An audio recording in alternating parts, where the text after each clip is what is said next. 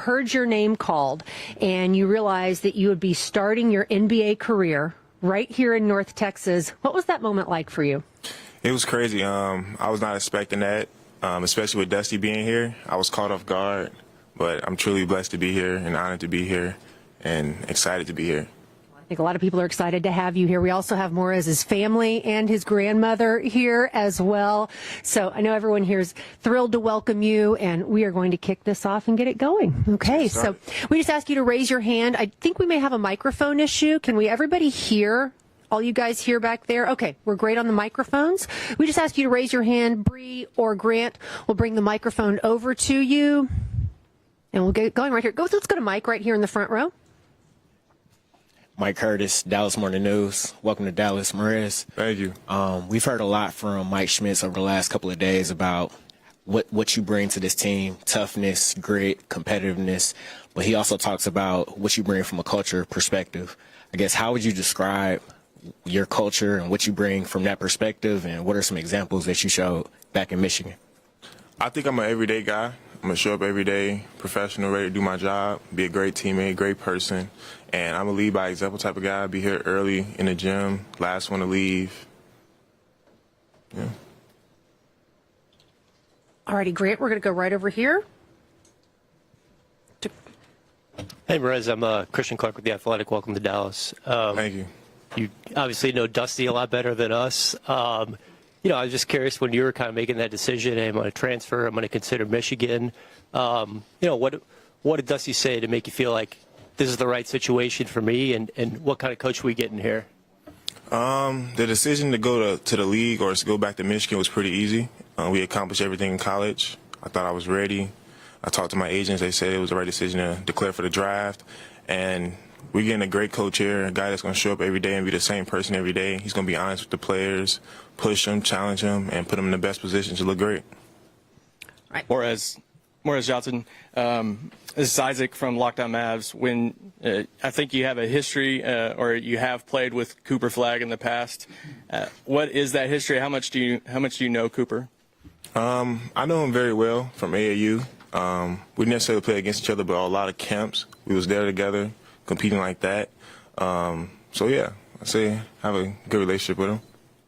Okay, we're going to go back over here to the left, right in the front, right here to Dorothy. Go ahead, Dorothy.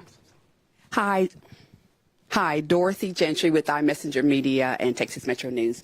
Fun question for you. What 3 things can you not live without, and why? My phone.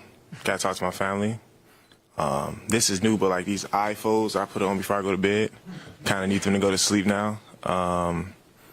3, basketball. I love playing basketball. All right, right over here to the front. Nick from Lockdown Mavs. The other day, Yaxel said that you thought you were going to go last of the 3 Michigan guys. So how does it feel to be Dusty's favorite? And then why did you think you were going to be the third one taken? We just troll each other. He said that to me a nice amount, too. So that's why we were saying it. I didn't know who was going to go first or who was going to go last, but we were just trolling each other. So I was telling Yax he's going first, or Dad was telling me I was going to go first. We were just messing around with each other. And what can I say, man? I am Dusty's favorite, I guess. Back to Dwayne right here, and then we'll go to Chuck. Dwayne Price, Mavs.com. Since you played for Dusty at Michigan, do you feel like you got a cheat code here with the Mavericks now that he's here? Yeah, because I get an advantage to know what to expect from him. But other than that, like playing time, nah. Dusty going to hold me accountable, hold me to a high standard, and push me every day. Over here to the right. Hey, Morez, Chuck Cooperstein, Mavericks radio play-by-play. Welcome to town. Thank you. So as you were moving through your high school and early college, is there a player that you looked at and said, I want to – and then even from that baseline to be able to move past him? A few players. I like the way Giannis compete, play hard. I think we're both kind of similar a little bit, and I like Bam. I watched Bam a lot when I was at Illinois with Coach O, so I'll say those 2 guys. All righty, we're going to go over here to the left, to the 4th row back there. Hey, Morez, Leslie McCaslin, Dallas Mavericks sideline. We'll be seeing each other a lot. Congratulations. Okay. Thank you. Give us a couple of ideas just of what your personality is like. How would your friends describe you, first of all, and then how would your coaches describe you? how my friends describe me. I'll say laid back, chill guy, competitive, and the way Coach May described me, or any coaches, I'll say hardworking. Pretty much the same. I think I'm the same person all the time. But yeah. Right here on the left side in the green shirt, Brad.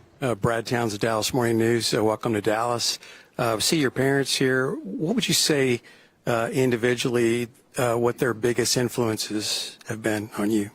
My mom, she's very competitive as well. She challenged me a lot. And my dad, just being there every day, encouraging me, picking me up, telling me to stick with it, not worry about how things are going right now. Everything will handle itself. And then there was a significance of why you wore number 21. Is there a significance of why you're going to wear 14? Both my parents' birthday is the 7th, 1 June, 1 October, and 3 7s are good luck. And 21's taken, 7 taken. I wore 12 my senior year because 21 wasn't available. And I don't know, I just chose 14. Brad, if you'd pass the microphone right up front in that row right there. There you go. Hey, Morez, Landon Thomas, Mavs Fans for Life. Welcome to Dallas. Thank you. Is there any area of your game that you would like to showcase more or expand more that maybe you didn't have a chance to in college? I don't think I showed everyone that I know how to put the ball on the floor. I didn't need to at Michigan. I had a very good team and just continue to expand my range. Okay, and then go ahead.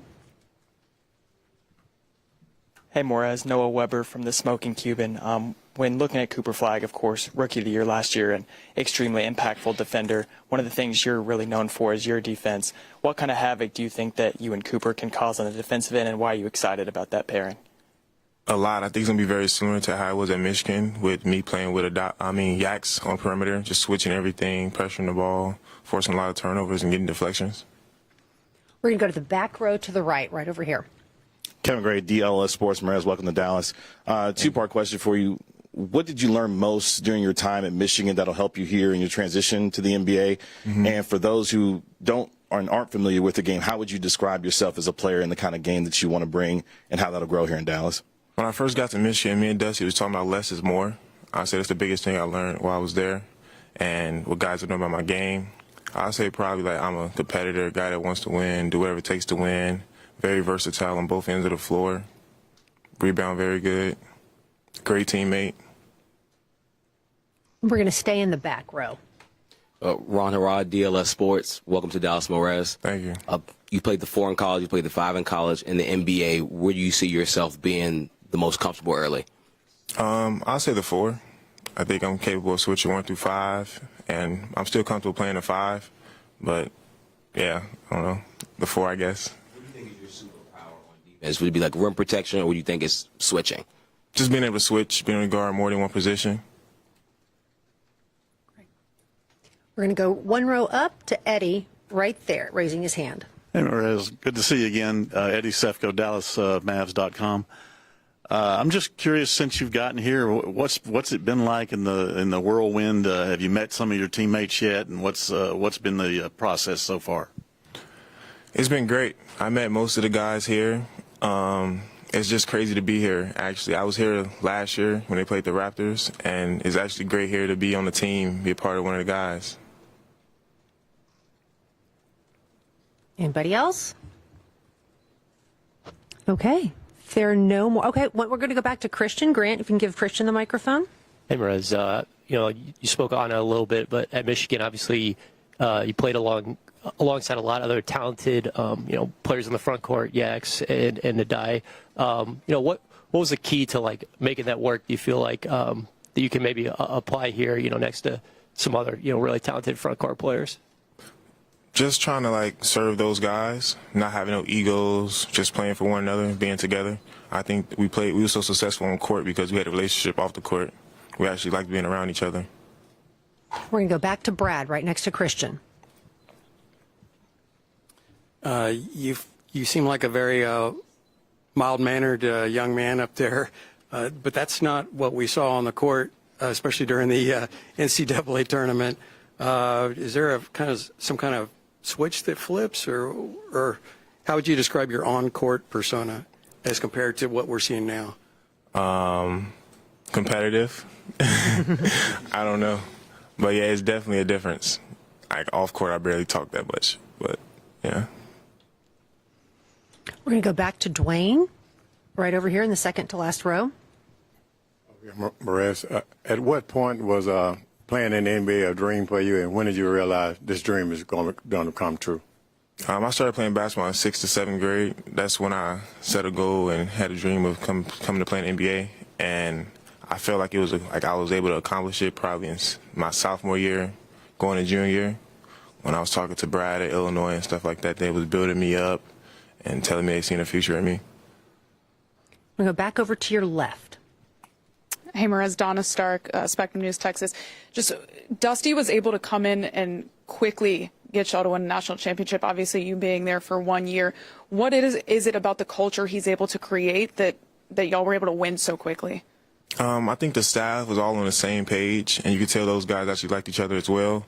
And I'll say the team just following suit, just being like that, liking each other. Like my first 3 days on campus, I was at his house. He invited me to his house for dinner with his wife, and that's pretty much how it was the whole year. We was all like one big family. Back over here to the right to Mike. Hey, Morez, when you were growing up watching the NBA, just how much did you know about this franchise and just its history, and what are you looking forward to most about putting this uniform on? I actually started playing basketball late. I wasn't watching that much NBA when I was younger. I was playing the game a lot. But I know about Dirk. I know about Luka when he was here. I know a nice amount of information about the Mavs. Anybody else? Back over here to the left to Leslie. Kind of on those same lines, besides Dirk and just the little you knew when you were younger, what recently, besides Cooper Flagg, when you heard, made you excited about being a Maverick?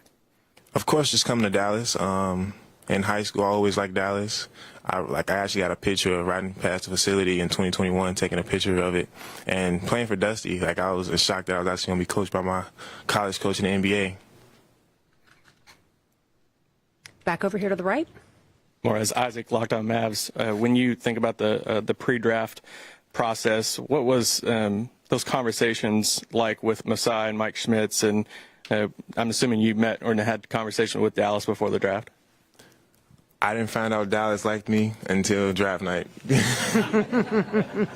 Nah, seriously, I let my agents do all the talking to the GMs, presidents, stuff like that. So I didn't talk to. I have no idea what they said. They just told me to keep my head down, just continue to grind. Right behind Isaac. Hi, Morez. Welcome to Dallas. James Bexley Cross, Dallas Hoops Journal. You mentioned you came to a game against Toronto last year. What was that experience like? It was great. Me and my girlfriend just randomly decided to come to Dallas after the season to get a little vacation. It was great. You know, I was right behind the bench. I was seeing the guys, how they interact with each other. It was cool being here. Awesome. Any other questions for Morez? One more right here. Last one. Grant Afseth from Dallas Hoops Journal. Just from observing the team, just what are some of the aspects of the roster that excite you about being able to plug in and make an impact? It's a few young guys here. I think I'll be able to connect with those guys. And just being able to, I got some great vets here, being able to learn from them guys, being up under their wings, and, yeah, just soak up as much information as I possibly can from these guys. Build Legos, sometimes are lively, maybe. I just seen them in here somewhere. You guys have already had the Lego conversation, correct? Nah, not yet. Okay. I want to ask one more thing that we talked about on draft night. I asked you to describe your style of play, and what did you tell me? Dog, right? That's what I said. You called yourself a junkyard dog. Can you explain that? I think everybody wants to understand what that's all about. I'll say my motor is unbelievable, competitive, guard 1 through 5, physical, want to win, and yeah. All righty. That will conclude the Q&A portion of our media availability with Morez. I asked Masai Ujiri, our team president and alternate governor, to come up here and present Morez his Dallas Mavericks jersey.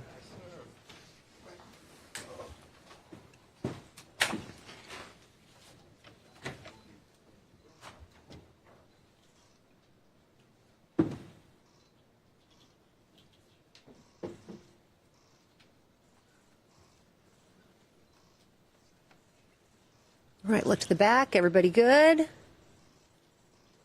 Everyone good? Great. Thank you, Masai. Morez, if you wouldn't mind just holding it up by yourself, and then we'll bring the family up right afterwards. Thank you. Thank you.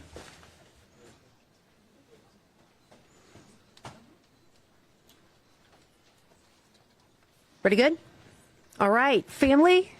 We have Morez's parents, his grandmother, and his girlfriend. If you wouldn't mind coming up here, please.